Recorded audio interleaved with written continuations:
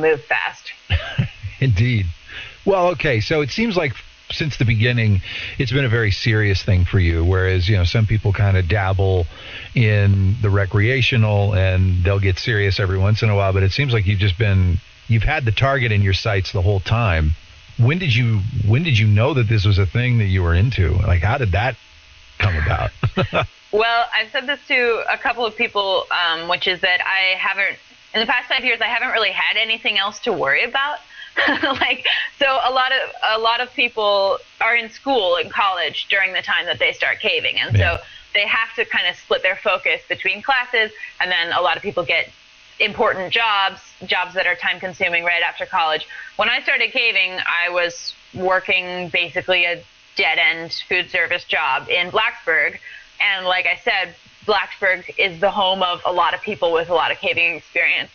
I think in 2017, I started at the end of 2016. In 2017, one of the Blacksburg cavers went to Cheve.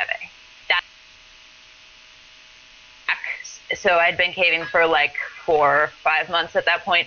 He came back and I heard about the trip and I was like, oh, I want to go there. So Cheve actually, I think was instrumental for me. It was a very specific goal of like, it sounded like a cave that I would just fall in love with, and the idea of going to Mexico was really exciting. So probably around that time, I think I started to open myself up to the possibility of going other places. But I think it's important for me to have a relationship to caving that's not focused around just like whatever the next shiniest trip is, or the most exciting place to go. The reason that I've been so committed to caving and put so much time into it is because it's given me all the things that I have in my life. All my close friends are cavers. All my partners have been cavers. Much of my employment and now my education is related to caving or people that I've met through caving. And there's an opportunity to connect with people and teach new people and contribute to conservation and science. And those things are extremely rewarding in and of themselves. And I think for me, leaning into that aspect of my life has been really productive and has also, as sort of a byproduct, enabled me to go to some of these interesting places. But I'm not, I'm certainly not the strongest or the fastest of the people who are on these expeditions. And I think it's important not to be on these expeditions to like check off some kind of box of somewhere you want to visit.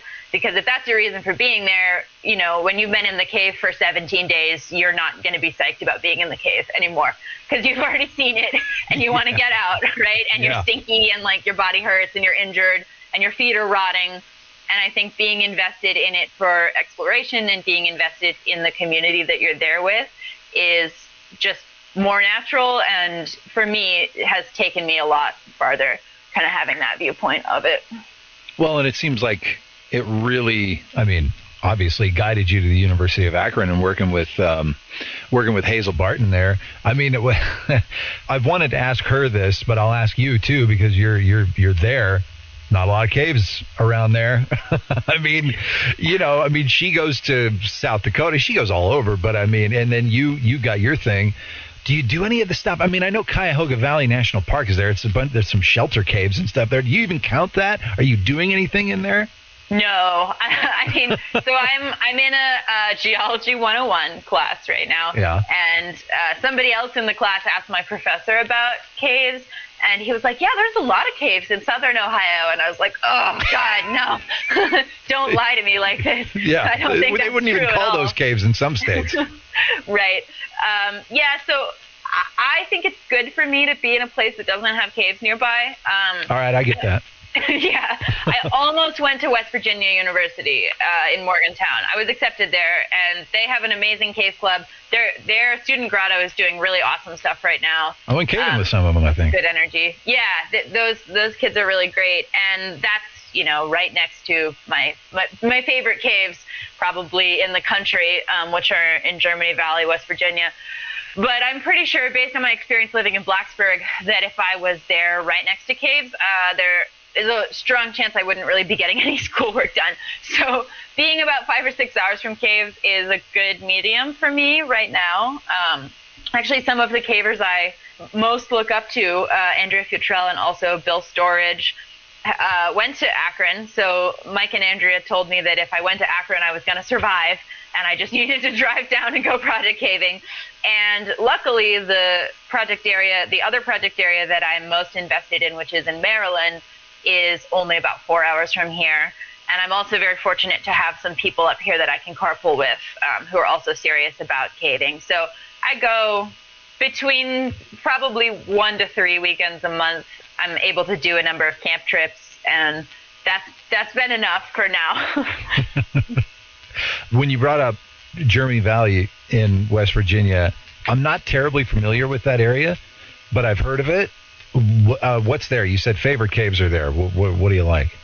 Yeah, so the main ones that people have heard of in Germany Valley are Shovel Eater and Memorial Day.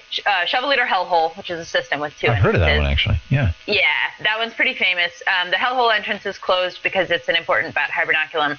Schoolhouse also is in that area. That's a really famous cave because a lot of American vertical technique was developed there. That's also closed because it's an important bat hibernaculum. And the Germany Valley caves have some of the really big aid climbs that have been done in the past 5 or 10 years.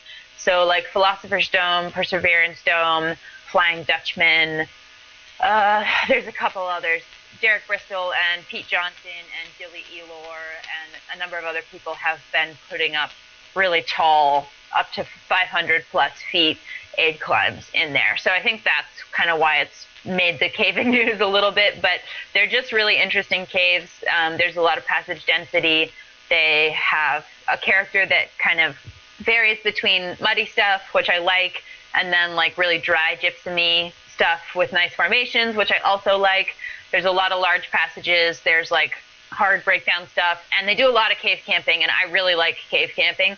So that's been an area that I've been really excited to participate in. I'm not in charge of any projects up there. I just work on other people's stuff, but I really like just kind of that environment, both in terms of the caves and the people. So a variety, like a true variety, where it's like, in Indiana you can have variety and there's no vertical element, but it seems like there's variety plus vertical element there, and that is part of the appeal. Yeah, absolutely. There's a lot of vertical, and the rigging is decent. Like, they use rebelays over there, which I appreciate. Yeah. So, yeah, you can do kind of a little bit of everything in those caves. So let's go back to Maryland. What is it, Tanglefoot? Yeah, so I think Tanglefoot is the one that would be good to talk about, since Tanglefoot's already gotten quite a bit of publicity.